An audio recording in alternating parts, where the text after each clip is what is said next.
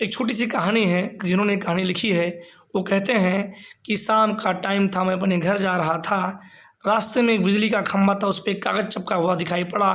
तो मैंने वहाँ जाकर देखा, उस कागज़ में लिखा हुआ था कि मैं एक वृद्ध महिला हूँ, मेरा 500 का नोट यहीं कहीं गिर गया है।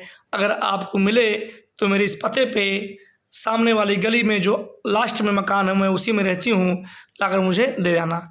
सच में मैंने वहाँ ढूंढा, लेकिन कोई पैसा नहीं मिला। तो मुझे लगा कि चलकर वहाँ देखते हैं कि उस मकान में कोई रहता है कि नहीं, या किसी ने ऐसे ही शरारत किया है, मजाक किया है।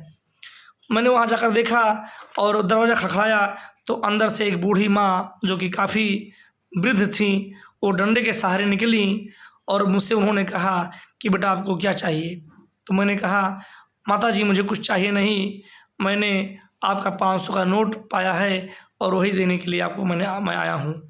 मैंने अपने जेब से 500 का नोट निकाला और जैसे ही माता जी को देने के लिए हाथ बढ़ाया तो माता जी गुस्से में आकर बोली कि बेटा आप, मेरा कोई पैसा नहीं गिरा है, अब तक 50 से 60 लोग आ चुके हैं पैसा देने के लिए।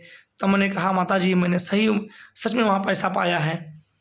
माता जी ने कहा कि बेटा कहानियाँ मत बनाइए, मेरा कोई नोट वोट नहीं गिरा है, किसी ने मदद करने के इरादे से वहाँ पर्चा चिपका दिया है कि ताकि मेरी मदद हो सके। बेटा मुझे पैसा नहीं चाहिए, अब तक मुझे 50 से 60 लोग पैसा देने के लिए आ चुके हैं। बड़ी मेहनत करने के बाद में माता जी पैसा लेती हैं और मैंने कहा माता जी पैसा रखिए और अपना ख्याल रखना। मैं वहाँ से वापस निकला तो माता जी बुलाती हैं मुझे, कहती हैं कि बेटा एक काम करना, उस पर्चे को फाड़ कर फेंक देना।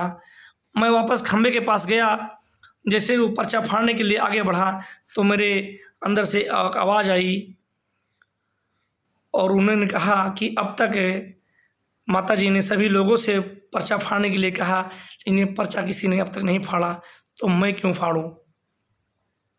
हो सकता है कि कोई और माता जी के बेटे ऐसे आ जाएं मदद करने के लिए और उनकी मदद हो सके। तो साथियों छोटी सी कहानी है, ये कहानी सिखाती है कि जीवन में मदद करना चाहिए और दुआएं लेनी चाहिए।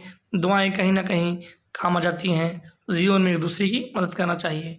धन्यवाद साथियों, नमस्कार, जय गुरुदेव।